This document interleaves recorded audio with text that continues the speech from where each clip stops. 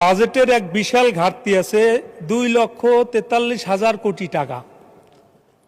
এইটার যোগানটা যে আমাদের মাননীয় অর্থমন্ত্রী দিতে চাচ্ছেন বৈদেশিক ঋণের উপরে ভিত্তি করে, এ জায়গায় হলো আমাদের সবচেয়ে বড় প্রশ্ন। যেহেতু এদেশে বারবার সরকার পরিবর্তন হয়, ঋণ তো জনগণের মাথায় থেকে যায়।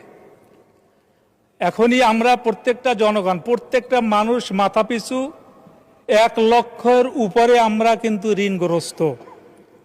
এটার উপরে যদি আবার ঋণ নিয়ে আবার যদি সে বাজেটটা আবার সম্পূরক করা হয়, হয়তোবা সবাই সব চিরদিন কিন্তু ক্ষমতায় থাকবেন না, কিন্তু ঋণের বোঝাটা কিন্তু আম জনগণের উপরই বর্তাবে। সে জায়গায় হলো আমাদের সবচেয়ে বড় কথা, বড় প্রশ্ন।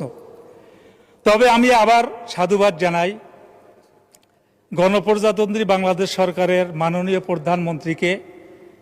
নিশ্চয়ই তিনি এত বড় একটা বাজেট দিয়েছেন, নিশ্চয়ই তার একটা পরিকল্পনা আছেন। দোয়া করি তিনি যেন বাজেট অনুযায়ী দেশকে সামনে অগ্রসর করে নিয়ে যেতে পারেন।